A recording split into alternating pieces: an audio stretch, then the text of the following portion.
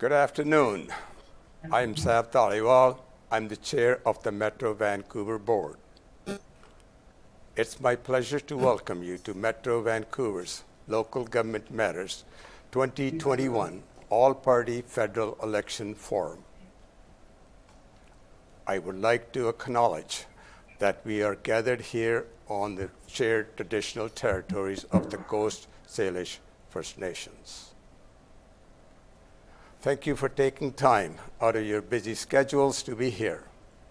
Today's forum is an opportunity for three Canada's major political parties to clarify their positions on the critical issues facing our region: infrastructure funding, affordable housing, climate change resiliency, public transportation, and economic prosperity are all essential to the quality of life and long-term sustainability and resilience of Metro Vancouver.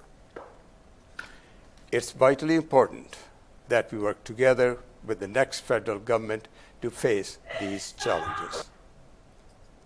I truly appreciate the willingness of all parties and candidates to come together to discuss these important issues with us.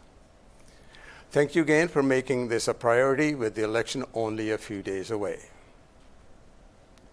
And we've also had the good fortune to have Jon McComb as the moderator for today's event. With the distinguished career in local journalism, Mr. McComb is very familiar with the issues and challenges facing our region. A warm welcome to you, Jon, and thank you for being here today. And with that, I will turn things over to Jon. Jon? Thank you, Sav. Chair Dhaliwal, I appreciate it very much. It is my pleasure to be here today.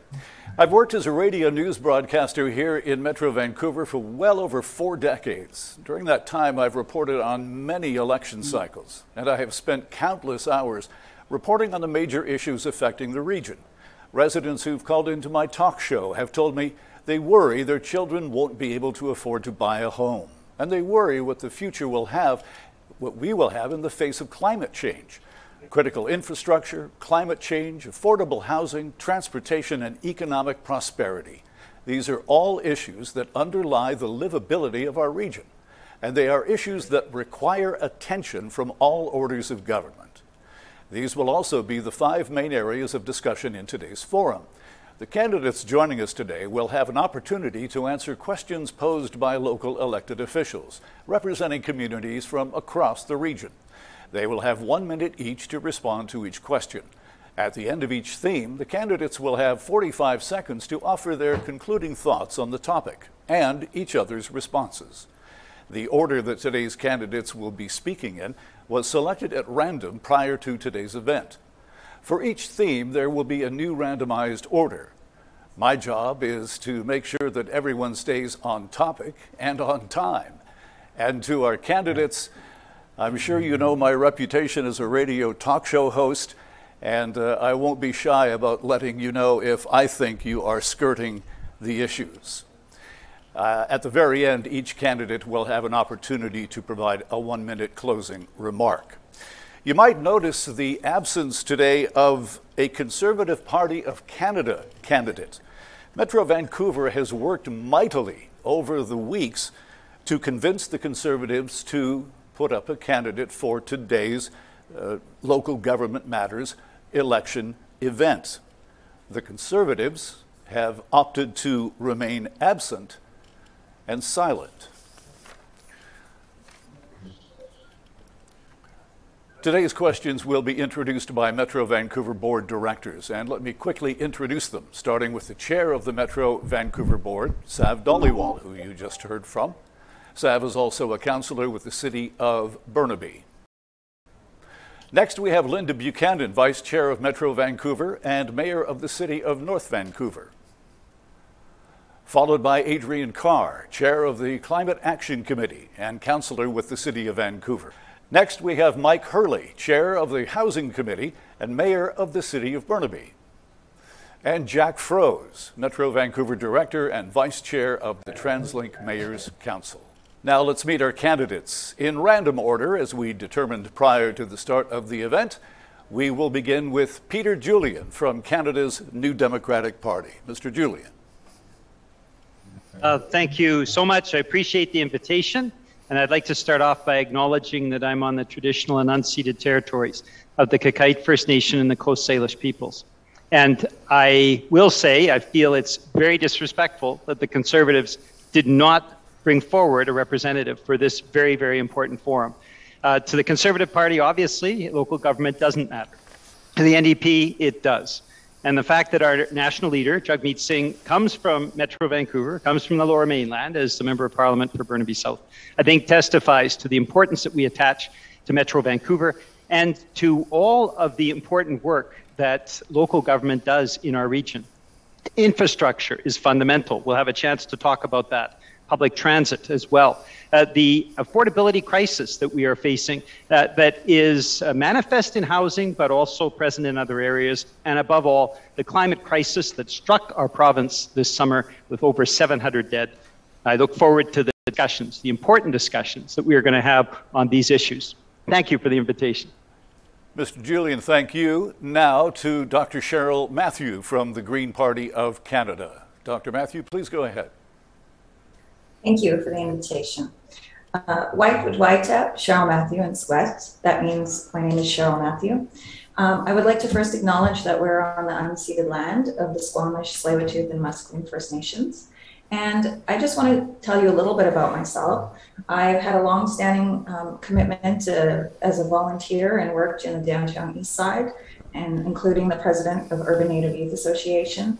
I'm on the board currently of the Vancouver Aboriginal Community Policing Centre and founded the Centre for Native Policy and Research. I am also currently a volunteer with an organization led by a number of Indigenous women called Protect Our Indigenous Sisters Society. And I've lived, worked, and volunteered here in Vancouver for over 25 years.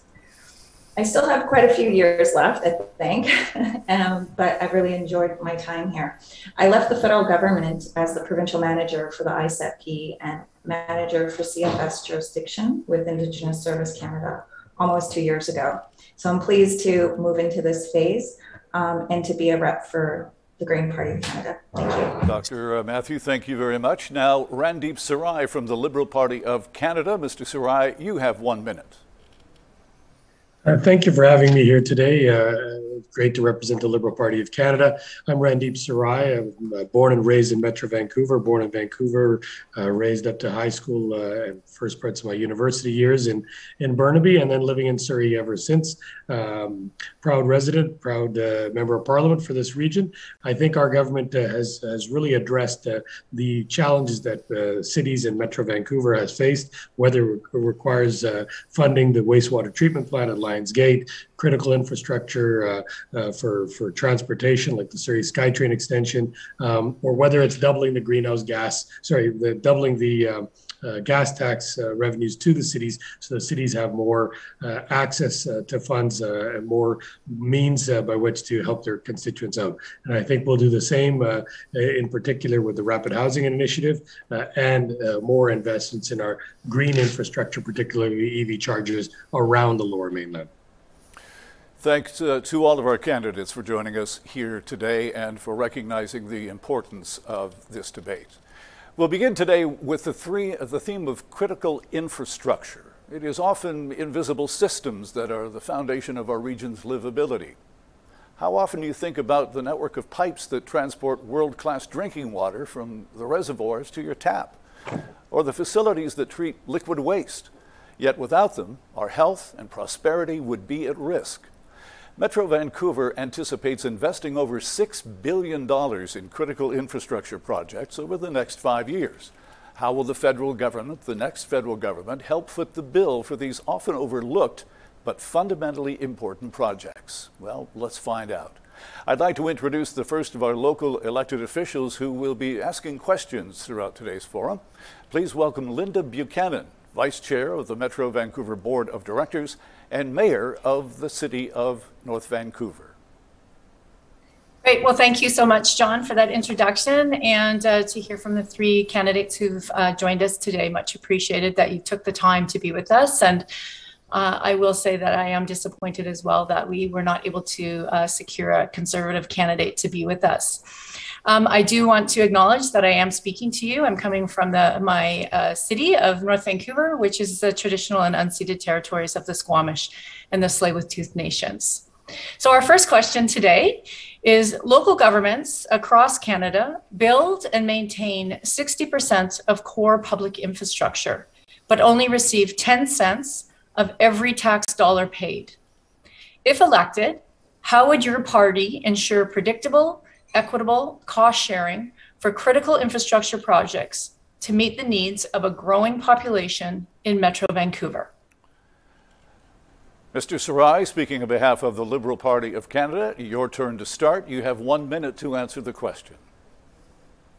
I think Vice Chair Buchanan is very accurate in the amount that the cities have to spend and the increased burden on cities. I think the federal government under the Liberal government has demonstrated that we need to support our cities and to be there for them. That's why we've doubled the gas tax, so that's revenue going directly to municipalities. We've created the Rapid Housing Initiative, which has given direct cash to the cities to enable to build affordable rapid housing.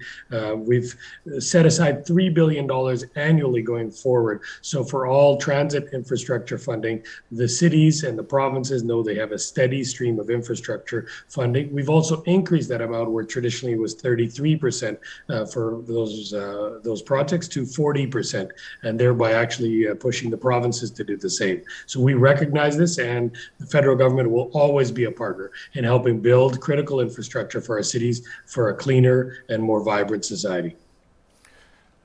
Thank you, Mr. Sarai. Mr. Julian, you also have 1 minute to answer, and your time starts now. Thank you very much. Well, we know that the infrastructure deficit across Canada has grown over the last 6 years. It was already bad under the Harper government. It's become worse under the Trudeau government. And I would disagree with my colleague, Mr. Sarai, about what the Liberal government has done. As CUPE indicated in its report just before COVID, there have been a lot of announcements, but the actual funding has been about 10% what the federal government has committed to. We've seen monies devoted by the federal government to the Canada Infrastructure Bank that has been an absolute debacle. And so the NDP would be putting all of those investments into public infrastructure, ensuring that we're no longer trying to get some kind of foreign investment, but rather putting the public investment where it helps local communities. That will make a difference. We have pledged a $20 billion infrastructure fund above and beyond what federal budget has talked about. That will make a difference for infrastructure funding in the Lower Mainland. Mr. Julian, thank you for your response. On to Dr. Matthews. Please go ahead. Thank you. With the Green Party of Canada, we will legislate federal transfers to municipalities through the creation of a municipal fund. Cities shouldn't have to go to the province and the feds hat in hand every time they need to create a new transit system or housing. They should be able to plan for the future and keep the work moving. We can do that by ensuring that all current funds to cities are doubled.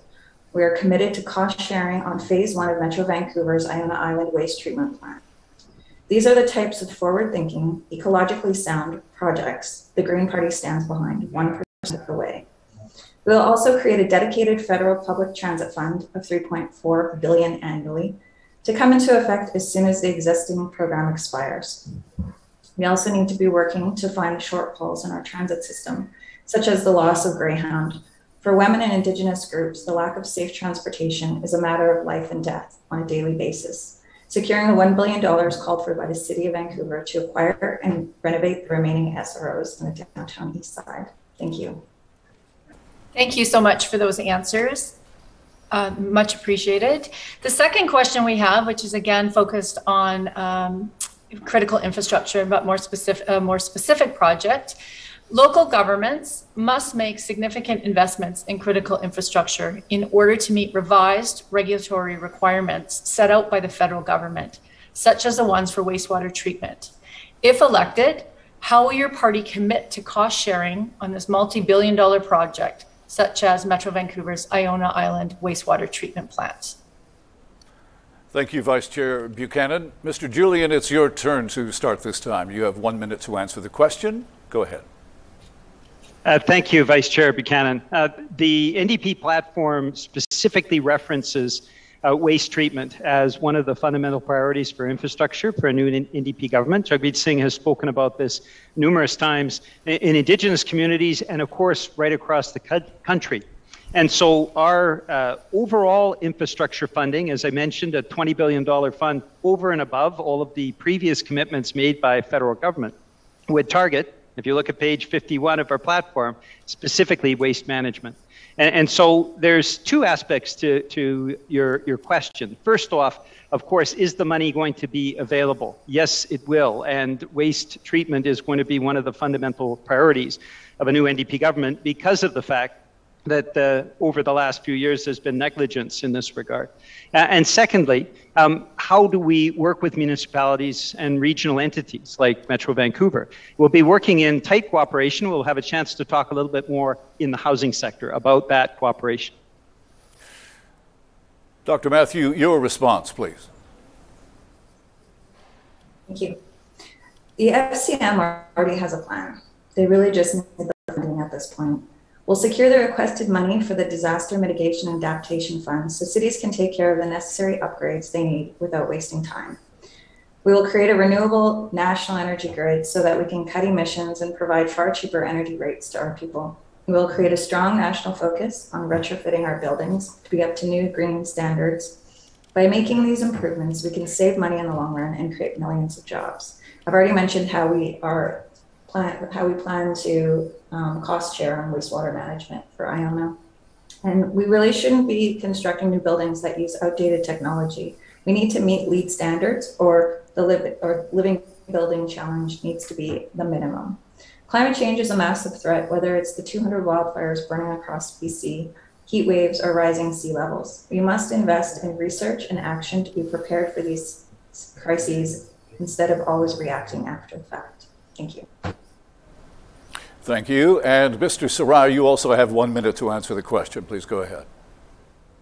Thank you. I think the proof is in the pudding. I think the Liberal government in the past has demonstrated that when it comes to wastewater treatment plants and meeting our targets to cut emissions and collect waste that's going into the water or any such things, we've put the investments in. And in Metro Vancouver, the Lionsgate Secondary Wastewater Treatment Plant was funded in excess of $212 million. It was one of our first priorities and done within the first term of our mandate, and it's, I believe, under construction. So as this Iona wastewater management treatment place, which treats over 600,000 residents' waste into our river system and our delta, we will definitely commit to working cooperatively to get the appropriate funding so that the entire burden is not put upon Metro Vancouver and its residents. Thank you, Mr. Sarai. As we conclude our conversation on critical infrastructure, you'll now each have an opportunity to speak to what you've heard from others and to elaborate on your own position. You will each have only 45 seconds. Dr. Matthew, you have 45 seconds. Please go ahead. I think that we are very concerned that the LPC has contributed over money to the National Housing Strategy that hasn't been seen here in BC. Over 75% of those funds has gone directly to Ontario, and that's money that's desperately needed for the downtown east side. For example, we have a project here for $1 billion that could go into our SROs, and we need to be able to partner effectively. So for years, there's been a lot of lip service that this is a major issue, yet we haven't seen the commitment of funds at the federal level that's needed here. So we need to move past lip service and into action. Thank you. Thank you, Dr. Matthew. Mr. Sarai, now you have 45 seconds to summarize or respond. Your time starts right now. Thank you. I think we've demonstrated that we actually need to help cities. We've demonstrated when it comes to actually giving money in their hands, cash in hands, not through just with the province, but where the province has been required. We've done that, whether it's the Broadway Corridor SkyTrain extension, whether it's a Surrey SkyTrain extension, whether it's the Lionsgate wastewater treatment plant, whether it's doubling the gas tax, whether it's giving rapid housing immediately during COVID to municipalities, including Burnaby City, Surrey, Vancouver, whether it's this, and I want to answer into Ms. Dr. Matthews, we've actually given a disproportionate amount under the Rental Construction Financing Initiative to British Columbia. It's $3 billion that has already been funded for projects out here, more than pretty much anyone, and particularly more than Ontario. So we've doubled the gas tax as well, that gas tax revenue that goes directly to our cities. So I think our Metro Vancouver and our cities are very proud, and this is probably one of the reasons the Conservative Party is not here today. Mr. Sarai, thank you. Mr. Julian, 45 seconds, please. Your time starts now. Thank you very much. The question isn't whether there was some funding coming from the Liberal government over the last 6 years. Of course, there was some funding. The question is whether or not it met the size and scope of the challenges that our local governments are facing in Metro Vancouver. And very clearly, the government has failed. Not providing the infrastructure funding, even to the level that it was supposed to be committed to. The Rapid Housing Initiative, which was underfinanced at best and certainly devoted far more of its resources back east than here in the epicenter of the housing crisis.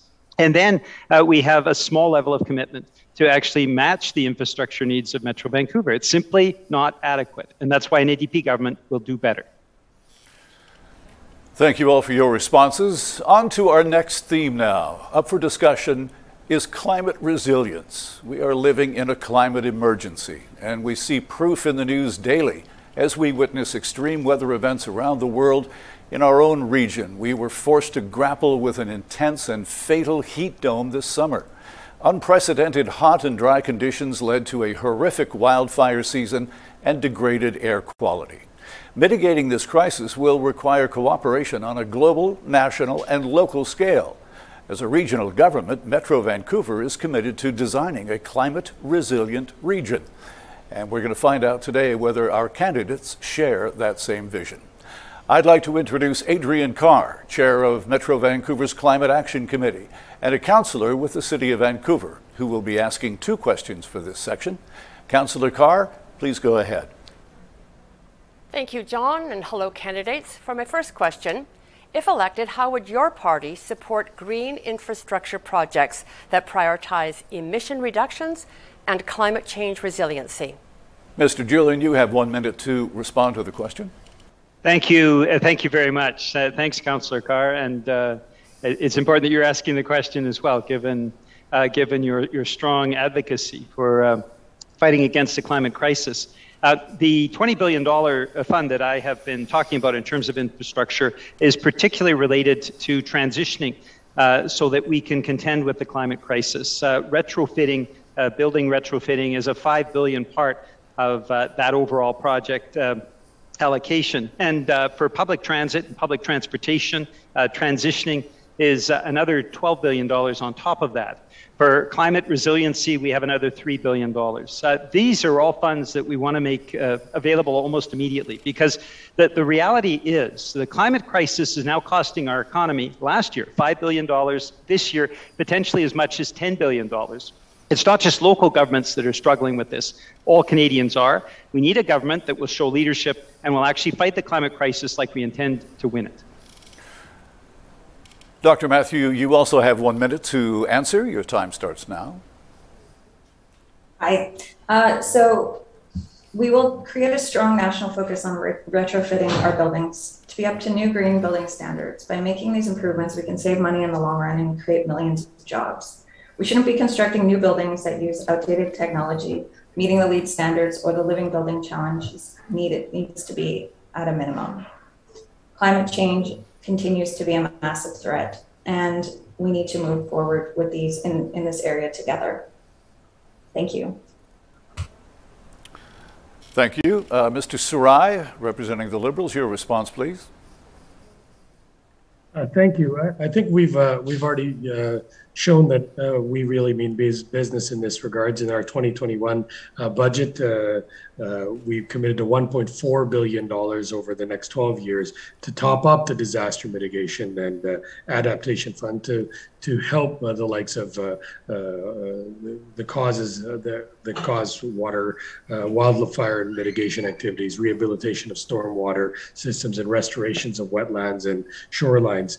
In addition, we've established the first of its kind, a $200 million natural infrastructure fund. This will help support natural hybrid approaches to natural environment and support healthy and resilient communities. On top of that, another $1.5 billion for green and inclusive buildings program. So we've really costed it, we've actually implemented it, and we've put in place continued funding to carry these forward so that we can have a greener and more resilient infrastructure for our future. Well, thank you for those answers. And now for my second question. In Metro Vancouver, much like other parts of Canada, the COVID-19 pandemic has shown us the value of nature and green spaces. If elected, how will your party support and fund efforts to provide more access to nature and to preserve and restore ecosystems? Dr. Matthews, you have 1 minute to answer the question. Metro Vancouver is going to become prosperous and thriving. Our social landscape must become as beautiful as our natural landscape. While people are struggling to pay rent, to access dental care, mental health services, and to access quick and efficient transportation, we want to achieve this dream. Moving to a green economy through a just transition away from fossil fuel consumption while creating thousands of high-paying jobs in the green economy. We also commit to working together with municipalities and creating additional space, green space for our people, in particular in the downtown east side during the heat dome. We lost several hundred people with a lack of access to shade. Shade has become a massive issue here in the downtown east side, where we don't have the beautiful nature and trees over the UBC over in that area. We need to create that here, and we need to work together in order to accomplish that. Thank you. Mr. Sarai, please go ahead. Thank you. We've doubled protecting our coastal areas, increased our parkland, increased protected area for our caribou herds, protected a lot of wetlands. The commitment that the Liberal government has done in the past has demonstrated that we will increase protective areas. Our new plan also proposes to ban logging in old growth forests and protect those old growth forests, and like some of the provincial government's lacking in that regards. So increasing park space, increasing coastal protection, increasing our wetlands, routes for our herds and other migration patterns. This has been vital for us, and we'll continue doing that moving forward, as COVID has demonstrated that we need more green spaces, we need more spaces outdoors, and as we get into a denser population, we need more of the outdoor space than we previously did in our backyards. Mr. Sarai, just a question to you. As you know, forestry is a provincial responsibility. So are you saying that a Liberal government in Ottawa would in some way override the responsibilities of the BC government when it comes to protecting old growth timber? No, I think we would work with the province in ensuring that those areas that are protected, some of these old growth forests are hundreds of years old, and I think they require protection, and there might be other ways to do it, and perhaps it'd be to give transitional support for those that are working in those areas, and giving them other jobs or employment to do those. But I think the people of Canada and the government of Canada is expected to protect those old growth forests and do whatever we can so that we can preserve that almost geographical portrait of history that is irreplaceable, especially old growth cedars that are 400 plus years old. Thank you for your answer. On to the NDP's Mr. Julian, your thoughts on the question. Thank you very much, and it's a very good question. The NDP is looking to substantially enhance our protected areas. That of course includes urban lands and rural lands, as well as our coastline.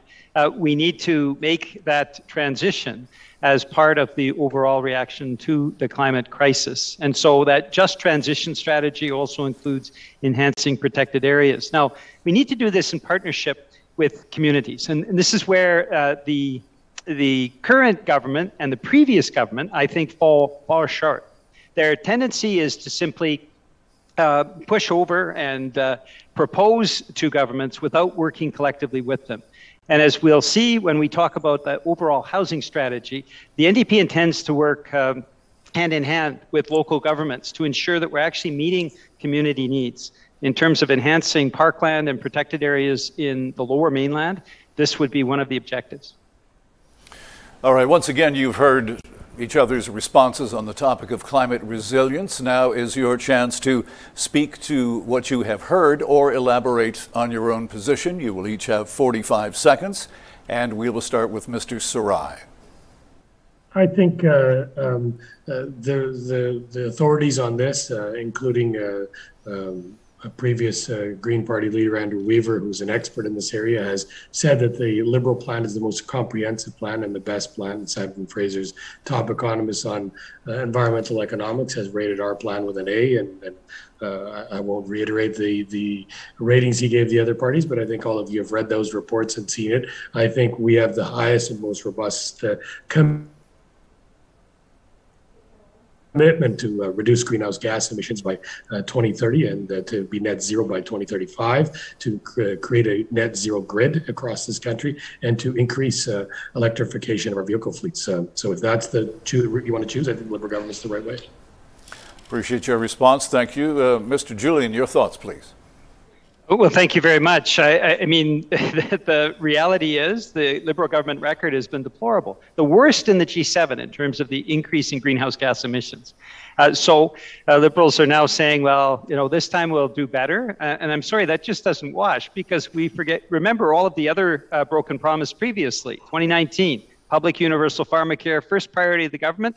And when the Liberals had a chance to actually adopt the Canada Pharmacare Act, they voted against. First past the post, voted drop that commitment. Clean drinking water for Indigenous communities, dropped that commitment. And I can go on and on and on. So the reality is, under the climate crisis, it has gotten worse under the Liberal government. NDP plan is to cut emissions 50% by 2030, and we'll get the job done. Thank you for your response. Dr. Matthews, you have 45 seconds to summarize or respond. Your time starts right now. Thank you. Well, first of all, I just want to say that we all know that the GPC has the kind of climate target that we need to reach. We absolutely need to reach 60% by 2030, and neither of the other parties are prepared to do that. We're also ready to cut subsidies to fossil fuel industry at the tune of $19 billion. That's not serving us, that's not serving people, and now we're far beyond the targets. And the Liberal government had 6 years to take action on this, and they haven't. We're falling far behind the other G7 nations. And I just want to make the point that the Liberals are the ones who did buy the TMX pipeline. And in terms of old growth forest, we do have the RCMP and the NDP here in the province cracking down on our protesters today as we speak. Thank you. Just a question about the timing of getting off of fossil fuels. There's been a lot of discussion suggesting that if we move too fast, that our economy will crumble, that many industries, not just oil and gas, will be badly affected and it will hurt our economy. So is moving faster, is hitting targets of 60% reasonable given the potential economic fallout? Okay, that's a really great question. And the point is that we need to move forward quickly because in 10 to 15 years, we already saw that there was 200 forest fires raging across BC and across Canada. Pretty soon, we're not going to have food to eat. So I think we need to move to a just transition, which means a green economy that's taking less reliance on fossil fuels, but also training. We have a plan for post-secondary education, which will actually retrain people into the areas working in renewable resources that we need to go. Our reliance has been far too heavy on climate change, and we can get there. We just need a better Canadian economy that isn't giving benefits to big business, like the fossil fuel industry, and to actually work towards more equality in this country, such as what we have proposed with a 1% wealth tax. This has been talked about for decades. It's never actually been done, and we need to have far more equality here in Canada. Thank you. Thank you for your response. Our third theme today is affordable housing. There is a housing crisis in our region. Some residents worry they'll never be able to buy a home. Others struggle to simply afford a roof over their head. The Metro Vancouver Housing 10-Year Plan lays out the framework for how affordable housing in our region can be provided, preserved, and expanded. Each federal party has also laid out a plan for how to tackle the affordable housing crisis on a national scale. But are those plans realistic and sustainable? And will those plans work for our region? With our next set of questions is Mike Hurley, Chair of Metro Vancouver's Housing Committee and the Mayor of the City of Burnaby. Metro Vancouver is in the midst of a long-standing affordable housing crisis. If elected, will your party maintain and expand the National Housing Strategy Program and ensure greater flexibility and streamlined access to federal funding for housing? Dr. Matthew, it's your turn to start this time around. You have 1 minute to answer the question about housing. Go ahead.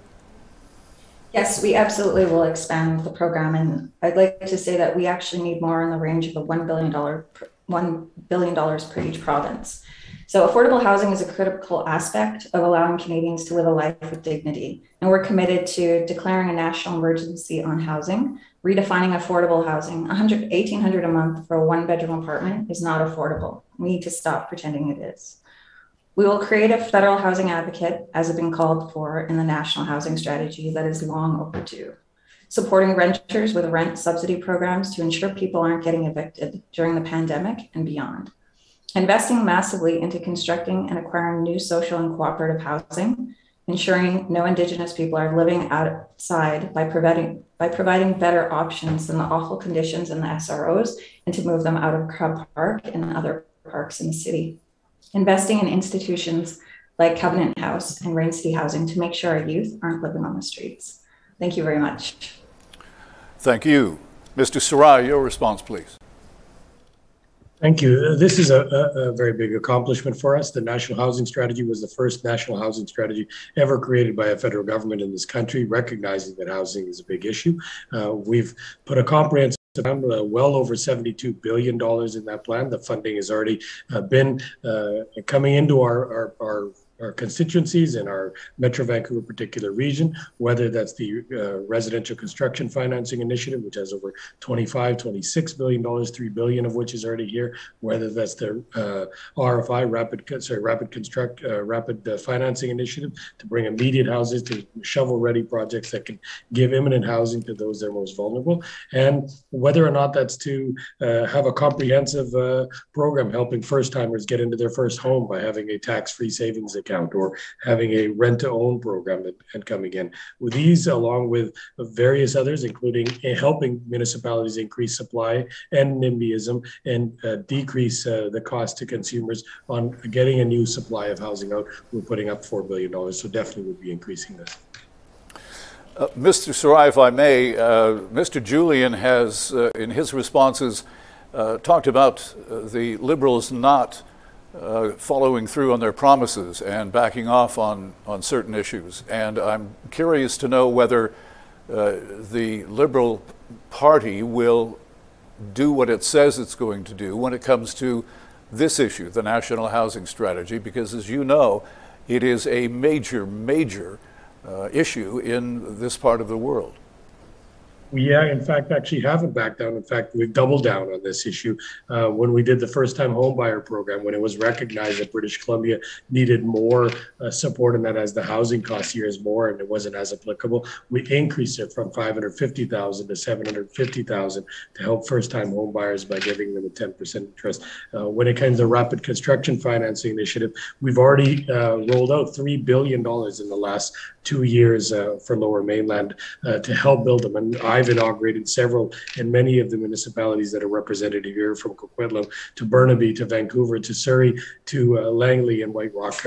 So these are thousands of units that are 10% below market value that have already been rolled out. So this has been something that we've been doing, but these things take time. Cities have to approve the projects, they have to build them. And obviously in one mandate or 1.5 mandates, you don't always have the entire time to see it, but I've seen the inaugurations of them. I've seen the groundbreakings and the construction of those. And they've created also thousands of jobs at the same time. So if we increase this supply, I think there'll be a much lesser burden of those prices increasing and a much easier burden for those that are trying to enter, whether they're homeless into homeless housing, whether they're into rental housing, as there's been no new stock until now created in this province since the 60s and 70s. And this initiative has been working and working very, very well.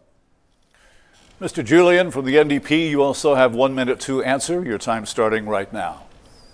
Thank you very much. Well, the truth is the average price of a home in the Lower Mainland has gone up by $433,000 over the course of the 6 years of the Liberal mandate. And the truth is, as I found out with an order paper question, in the first 4 years of Liberal majority government, they only managed to build 14,000 new units of housing across the country when we needed hundreds of thousands over that same period. Well, homelessness is increasing. The housing crisis is increasing. How would the NDP tackle it? Well, 500,000 housing units built over the next few years in cooperation with municipalities. That means Metro Vancouver, and working with cooperative housing as well, and working with nonprofits. Ensuring that we have rent supports up to $5,000 for renters, and cracking down on what raises prices across the Lower Mainland, which includes offshore ownership, house flipping, which one of the Liberal candidates has admitted to, and the fact that money laundering has not been dealt with in any way at the federal level. These all help deal with the housing crisis. Before I let you go on, the issue of money laundering, how specifically would the NDP deal with an issue that has been building and building over the years here in BC, in Metro Vancouver in particular? It's something that we have talked about and has been an issue for a very long time. So what would the NDP do specifically to tackle the issue of money laundering, offshore funds, illegal offshore funds being parked in our real estate market and in other areas of our economy? What would you do?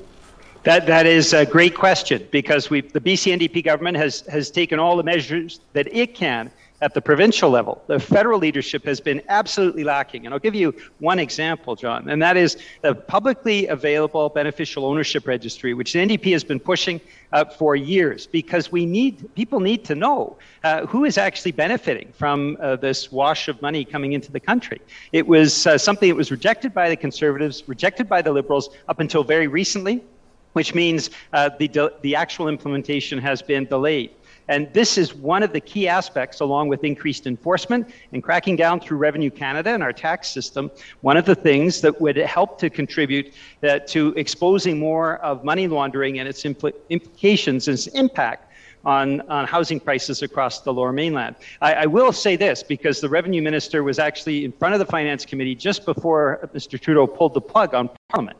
And she admitted that there has not been a single prosecution over 6 years for the overseas tax havens, even though we know many of the Canadians that are involved. So we've seen a complete lack of leadership from the Liberal government. The NDP and Jagmeet Singh takes this issue very seriously, and it does have an impact on people. These are not victimless crimes. It has an impact on affordability for everybody in the Lower Mainland. We need a federal government that will take the issue seriously. Thank you for your response. For the final question on this topic, here is Mayor Mike Hurley again. If elected, will your party increase the size and availability of CMHC's grant programs in order to support major sustainability upgrades in existing and new housing, as well as the development and preservation of affordable rental housing? Mr. Sarai, you have 1 minute to answer the question. That's a great question. And I think we have done that, and we will do that. I think the comprehensive national housing strategy contemplates this. We've allocated 10-year funding in this regards, and we'll continue to do those. And they've demonstrated that those funds are available to upgrade existing housing, create more cooperative housing, create more affordable rental housing. So these fundings are there, along with, as I've said this before, the Rapid Housing Initiative, where money goes directly directly to the cities, including Burnaby in this regards, has received 11 million just recently. These are direct funds, and this will be enhanced. This is part of the comprehensive project that the government aspired to do, and that took a few years to get the voices and opinions of every housing expert in the country from coast to coast to coast, and in consultations with the cities as well as housing societies, this great strategy was created, and we will increase and keep implementing those programs.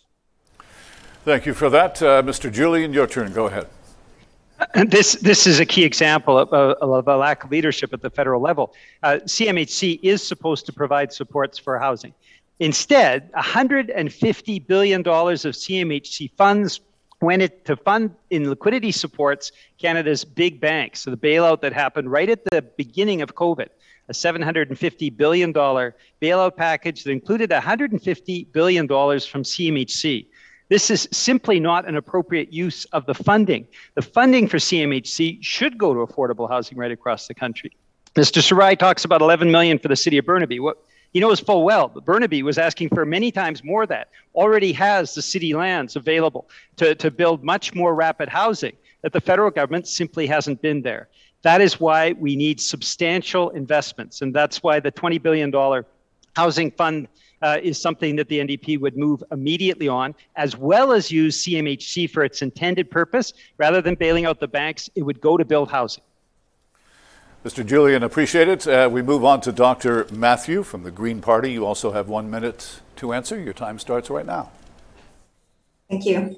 I'd like to agree with you, Mr. Julian. I think it's by time that we refocus CMHC. They should not be in the business of supporting banks, and this is one of the main platform pieces that we have with the Green Party. Is we'd like to refocus CMHC to actually providing social and cooperative housing, to use instead that $7 billion annually to those issues that really matter. In terms of the RFI, I really believe that that's benefited private developers and big business. 10% below market is a pittance to what we actually need. I'm a single mother with 3 children, and 10% below is not hitting the mark. What we really need to see happen is what we've committed to, which is 300,000 non-market housing, such as co-ops, social housing, and 500,000 supportive housing units over 10 years. These are the kind of supports that our people really need, and will start to address inequality. Thank you. Thank you for your response. As we conclude our conversation on affordable housing, you'll now each have an opportunity to speak to what you've heard from the other candidates or to elaborate on your own position. You will each have 45 seconds, and Mr. Julian, you have 45 seconds to summarize or respond. Go ahead. It is difficult to understate the impact of the housing crisis, the affordability crisis in the Lower Mainland. And I know I'm speaking to people, local representatives who know firsthand the dramatic impact of the the lack of federal leadership over the past few years. What we need to do is have a federal government that actually takes the housing affordability crisis with the same level of importance that local governments have. Local governments have been stepping up, even though you have so many challenges financially, because you get less than 10 cents on the overall tax dollar. You can have with an NDP government a federal government that is willing to step up as a partner and adequately fund affordable housing, so we can bring an end to this crisis that is afflicting our region. Thank you. Dr. Matthew, your time starts right now, 45 seconds. Thank you. As I mentioned, CMHC really needs to get out of the business of de-risking loans. What we really need to see is zero mortgage insurance and a commitment to find a better way. It makes no sense that the GOC almost doubly punish people who don't have 20% of a down payment by adding thousands of dollars. In Vancouver East, a 3-bedroom condo is now going for $968,000. 10% of a down payment is $97,000. Plus land transfer tax of over $17,000. On top of that, CMHC mortgage insurance is a whopping $27,000, and the monthly mortgage payment is a whopping $4,000. This is the reality for potential homeowners in Vancouver East and for other areas around Vancouver. So this is a problem that we need to address, and the GPC, through the various modes of moving out of CMHC funding and refocusing them, is the way to go. Thank you. Mr. Sarai, your thoughts, please, on the housing issue. Thank you, Mr. McComb. Look, the NDP does a lot of platitudes, but really in their plan, they have nothing more than saying they're going to create 500,000 new units. How they're going to do that, with what are they going to do it, how much it's going to cost. The only active thing in their plan is that they won't charge GST on the new construction of affordable rental housing, or charge a 20% tax on foreign buyer tax. Well, there's only 1% of homes that are being bought by foreigners in Lower Mainland, and the GST will not be an answer to creating more housing. I think we have the most robust plan. We have a tax-free saving plan to help people save for their down payment. We will double the first-time home buyers tax credit from $5,000 to $10,000, and I will create a rent-to-own program, so those people that can buy a new place can actually rent a place and then own that unit afterwards. Our fourth theme for discussion is transit and transportation. I have lived and worked in the Metro Vancouver region for over 40 years. Over that time, I've watched this region grow. Our population has expanded, our roads reach further, and our skyline paints a different horizon. Growth is good, but we must be able to plan effectively for it. One key aspect of that planning is an effective transportation system, one that considers the efficient movement of people and goods, as well as the health of residents and the environment. With a question on transit and transportation, here's Jack Froese, Mayor of the Township of Langley, Metro Vancouver Director, and Vice Chair of the TransLink Mayor's Council. If elected, will your party deliver the transit funding programs needed in both the short term between now and 2025 and the long term to contribute a 40% federal share of Metro Vancouver's transit expansion in order to reduce congestion, shorten commutes, and meet GHG targets? Starting with the Surrey-Langley SkyTrain, the rapid transition to a zero-emission bus fleet, and the new transit expansion projects to be confirmed in Transport 2050. Thank you. Let's get the responses now, and we begin with Mr. Sarai. Go ahead. Well, I'm proud to say that we were the ones that actually raised that contribution level from 33%. And if you look under the Conservative government prior to us, virtually nothing was done in terms of infrastructures, particularly for Metro Vancouver. And as a resident of Surrey, I can say for 35 years, there was nothing done for our fair share. And I'm proud to say we not only increased that infrastructure funding to 40%, but also started giving places like Surrey its fair share. We've also increased the amount of electrification of buses, creating a new fleet, upgrading existing SkyTrain rail cars, and upgrading our bus stops, creating more efficiency for our users of transit. So absolutely, we are the foremost leader in terms of creating and giving Metro Vancouver and other municipalities their fair share and giving them more dollars to spend with. And we'll continue to doing that. And we've actually added $3 billion annually so that the province and the Metro Vancouver can anticipate growth. Thank you for your response. Dr. Matthew, you have 1 minute to answer the question. Thank you. As I have stated clearly before, transit and transportation are a major priority for our party. We'll make the investments needed to see the proposed subway line across the Burrard Inlet funded and completed as soon as possible. We'll provide enough funding to decrease wait times on all major transit routes in Metro Vancouver down to 15 minutes and work towards a national transit strategy that works towards providing free transit for everyone within all major cities. We will secure the funds needed to electrify all existing transit systems in the next 10 years to ensure that we meet our national climate targets. It's important to note too that it's important that transit is safe. We need safety in our communities, and we need to make sure that as Indigenous people, women and children, that we can ride these lines at 11 o'clock or 1 o'clock and not have to worry about being sex trafficked or go missing. So it's important that we provide safety, and that is the #1 concern. Thank you. Thank you. Mr. Julian, your response, please. Thank you very much. And Jagmeet Singh, of course, gets it, representing the Lower Mainland, which is why he's announced an unprecedented support for public transit with a $12 billion public transit fund that goes through the Canada Community Building Fund. This is fundamentally important to ensure the future of public transit, the expansion that is needed. And the NDP wants to be partners with Metro Vancouver and the province of BC in that regard. Now, I want to touch a base on what Mr. Sarai said about costing, because it's very important. The PBO, Parliamentary Budgetary Officer, has costed the programs of the three major parties. And they've actually seen that the NDP overall fiscal plan has a smaller deficit than either the Liberals or the Conservatives. Now, why is that? Because we are putting in place a wealth tax, a pandemic's profits tax, and we're cracking down on overseas tax havens. So we're not going to see the austerity and us cutting back on our commitments because we've already got it costed. You have to worry about the Liberals and Conservatives. Any commitments they make may be broken. Thank you for that. Transit and transportation certainly has been a hot button issue in the Metro Vancouver region for many, many years and for many voters. And they will be looking to the next federal government to assist with projects that can improve how they get from point A to point B. With that in mind, candidates, 45 seconds each to provide concluding thoughts on this topic. Dr. Matthew, please go ahead.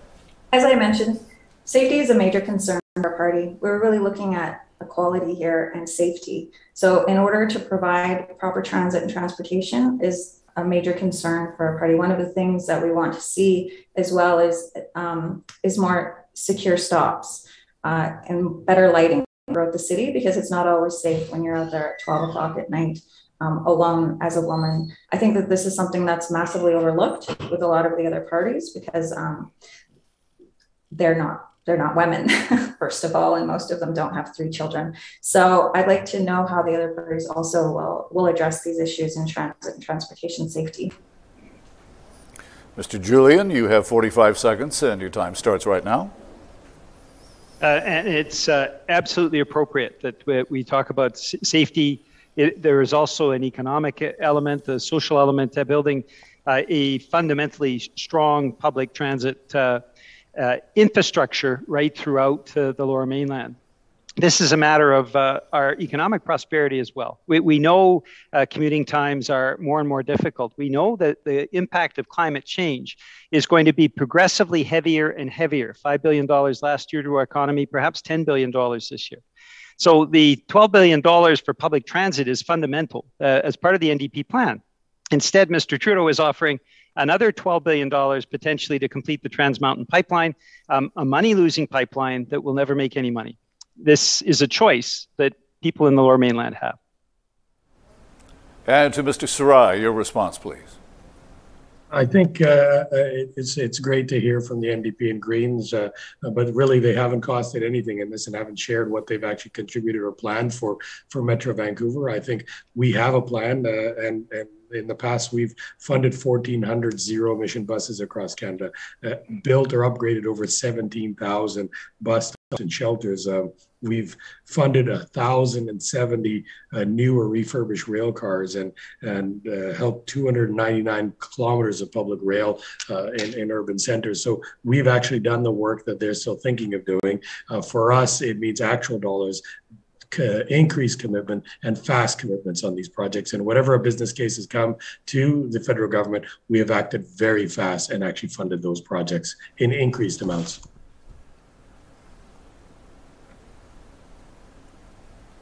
Thank you for your responses. Let's move on now to our fifth and final theme today, economic prosperity. Metro Vancouver has been recognized countless times as one of the most desirable places in the world to live. Yet the cost of living is high, and there is a relative lack of well-paying, high-quality jobs to ensure long-term prosperity. How will the next government of Canada ensure that this region's residents have access to an equitable and inclusive economy in the face of a rapidly changing job market? For our next question, let's welcome back Sept Dhaliwal, Chair of the Metro Vancouver Board and Councillor with the City of Burnaby. Thank you, John. What do you believe the federal government's primary role is in catalyzing innovations? How will your party advance this role? To the NDP's Mr. Julian, your turn to start this time. 1 minute to answer the question. Our overall plan includes a just transition, and so we are investing significantly in the technologies that will help us to transition to a clean energy economy. That is part of how we're managing to meet the commitments that we have internationally to cut greenhouse gas emissions 50% over the course of the next 8.5 years. And so it's making sure that innovation is front and center, a part of our overall climate plan. Now, you'll recall the former Conservative government, too bad they're not here, actually put out a retrofitting program that was oversubscribed by Canadians. And when they cut that program, many of those entrepreneurs, many of those people who'd made those investments were left bereft. And we will make sure that this is long-term planning. It's extremely important to the future of our region and our province and indeed our entire country. Thank you for your response. And just a question for you on innovation. One of the areas of innovation that's being discussed quite seriously and frankly is right around the corner is the use of artificial intelligence. There are also serious concerns about the number of jobs in the hundreds of thousands, if not millions of jobs that will be displaced because of the introduction of artificial intelligence. So when we talk about innovation, do we have to be careful in terms of how we innovate? Because a lot of people, as the artificial intelligence innovation takes hold, are going to be out of work, Mr. Julian. That is a very, very good question. And so we need to make sure that we're favoring, and the federal government has significant resources to do this, that we're favoring innovation that actually leads to job creation. One of the examples of that, of course, is moving to value added rather than exports of raw resources. When it comes to artificial intelligence, there will be an impact on our economy. And that's why the NDP platform, that and the rise of inequality is why the NDP platform is calling for a guaranteed livable basic income, starting with people with disabilities and seniors, lifting them out of poverty because of the increasing inequality that we're seeing across our country, but also preparing the ground. If what we're seeing is a change in our overall economic structure, we need to make sure that we're not leaving anybody behind. And that's why that proposal is an essential part of the NDP platform. Appreciate your response. Thank you. Mr. Sarai, your response, please, on the issue of innovation. Sure. Since 2015, we brought the country's first ever innovation and skills plan. We introduced the first ever national intellectual property strategy. We invested in clean tech and more than any other government. In fact, now if you open a clean tech zero emission technology, your taxes are half and your write-off ability if you buy net zero vehicles for your fleets is 100% in the first year. We've created the Strategic Innovation Fund and Net Zero Accelerator, which has spurred innovation, including right here in Surrey. We've got an AI quantum computing labs set up and partially funded by us. We've helped in the biotech sector by helping companies like AbCellera. We're giving them $128 billion to bring COVID fighting drugs and now have become one of the largest pharmaceutical companies in the country. We've established 1,000 new research chairs to help our universities grow. So these are the type of things that we've been doing, we'll continue to do. And that innovation has brought people like Microsoft, Amazon, Google, and others to help set up shop in British Columbia as we are a source of great talent. Thank you for that. And Dr. Matthew, you have 1 minute to answer the question on innovation. Thank you for that question. I think really with the Green Party, we want to work differently, and we're really going to be moving move to a green economy and a just transition, which means training people in renewable energy and jobs as we move away from fossil fuel economy. I think one of the projects that we think is a great success is Upper Nicola Band, who has been working with Fortis to build a $30 million solar energy project. And this is the kind of project that we see. We know in the long term, there will be less day-to-day employment. But I think in terms of moving to a just transition, we really need to train workers for the jobs of tomorrow, not for the jobs of 10 years ago. So I think in terms of innovation, we really need to acknowledge that we have started to work differently as well. We're now working more in the skilled economy. We're moving away from various forms of resource extraction and really moving to skilled labor, which is a fact in reality. Thank you. Thank you for those answers. And now here's my next question. More than 1 in 10 Canadian workers is at a high risk of their job being transformed over the next near term due to automation. How will your party contend with the rising challenges brought on by automation across Canada's industries? Thank you, Chair Dhaliwal. Mr. Sarai, 1 minute to respond. This has been a challenge of our times. This has been a challenge from when we were a natural resource-based economy and automation entered into the sawmill workforce and other places. The key and success, I think, we've never actually lost jobs. We've actually increased jobs whenever innovation has happened. It's retooling people and reskilling people. I think building and establishing robust post-secondary education institutes that are able to train and retool and repurpose some of our labor forces is what's going to be critical. And I think that's where we're spending a lot of the funding in our post-secondary institutes and making sure there's time for that transition. There's the ability for those that might get let go before they train into a new sector to do that. But currently what I see is a massive job shortage where we need more employment. So I don't foresee a challenge in that regards. I do see a challenge in making sure that we train them appropriately and quickly and rapidly so that they get those. And for those, we're giving a lot of vocational grants as well as more funding for our post-secondary education institutes. Thank you. Now, Dr. Matthew, your response, please. Thank you. As I mentioned, as we're moving towards a green economy, we really need to look at reskilling. We are at the beginning of the next industrial revolution of clean technology. Advances to transportation with AI and telecommunication, Canada needs to join Germany in leading the world into the future. While people are struggling to pay rent, to access dental care, mental health services, and to access quick and efficient transportation, we want to achieve this dream. We can address the lack of affordability here by removing the myriad of expenses that make poverty so expensive.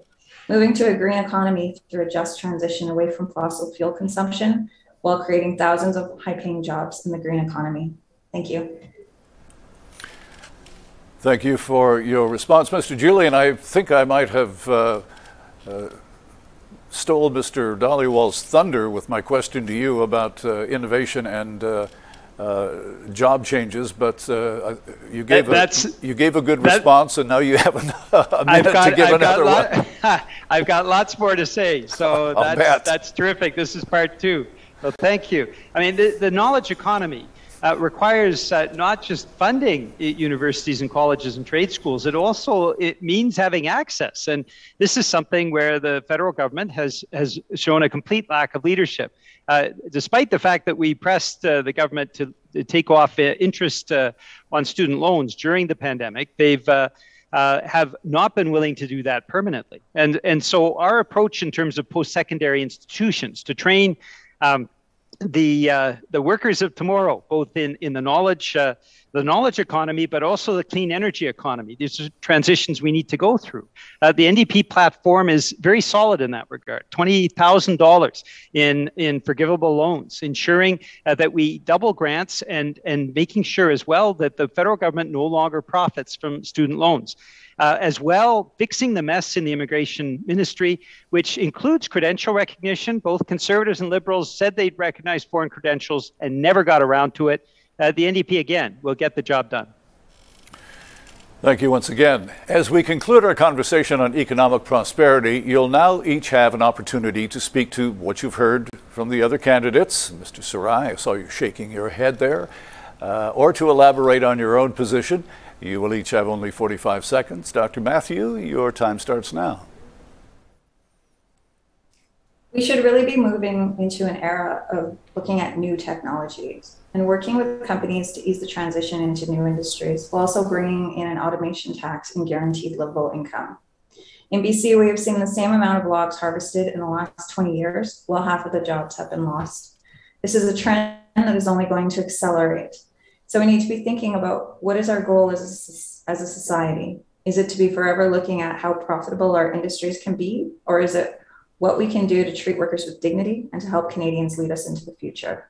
A part of that for us is moving to a green economy and a just transition. We really need to focus on re-educating or retraining people as they need it. Thank you. Thank you. Mr. Julian, your thoughts, please. Thank you. I spoke at the Greater Vancouver Board of Trade just a couple of days ago. And the NDP position on economic prosperity is it really builds from the ground up.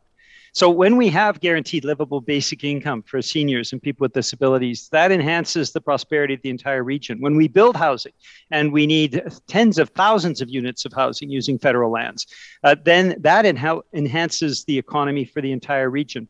When we have access to post-secondary education, when we have people no longer having to struggle to pay for medication because of public universal pharmacare, when we have childcare in place, when we have all of those things in place so that the basic needs of people in the Lower Mainland are taken care of, that contributes to the prosperity of the entire region.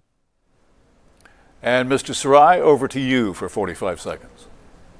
I was shaking my head because this has been fact-checked that the student loan program is actually subsidized and the government loses money. And Mr. Singh and Peter Julian are both incorrect and misleading Canadians and students in particular.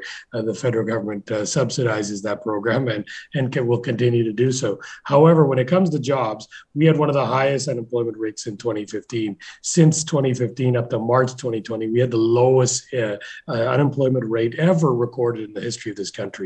Even after 3 million people lost their jobs due to COVID, 90% of those have regained their jobs. That's in comparison to only 65% of Americans who have regained their jobs after losing it. So we will take lessons from any other party on this. We've created 3 million, taken 1.4 million people out of poverty. The Liberal plan works and it's delivering results to help more people in the middle class. Our thanks to you, candidates, for participating in today's forum. We've covered many critical issues here today. Now is your chance to summarize how, if elected, you will work for the residents of Metro Vancouver, as well as to respond to what the other candidates here have said. There's no specific topic, just your concluding thoughts. You each have 1 minute, and we will go in reverse order of how we started with the opening remarks. And we begin with Mr. Sarai. I think residents in Metro Vancouver have seen the effects of a federal government that actually listens to them, actually funds them, actually supports them, whether it's doubling the gas tax, giving money directly to the city so they can have programs, whether it's adding EV chargers to every swimming pool, rec center, and community center in the neighborhood, whether that's building SkyTrain so you can have one less car in your home, you get to and from work faster and quicker and reduce commute times, whether that means you've seen the employment growth and the reduction in unemployment rates to record lows, whether you've seen a government that supports you during COVID.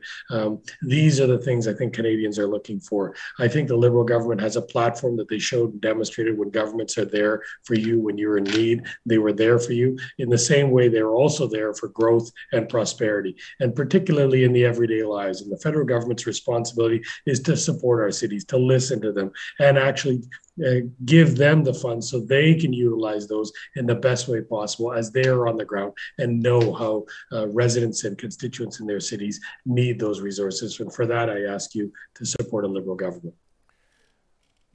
Thank you, Mr. Sarai. Now to Dr. Matthew. You have 1 minute.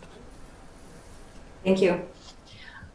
As we move towards a different kind of economy and a different kind of Canada, I wanted to say there's a few areas that we really need to focus on. One of them is really looking at justice. We really need to move to more of a restorative justice approach and stop imprisoning people, like 50% of my people, even though we're only 3 to 4% of the population.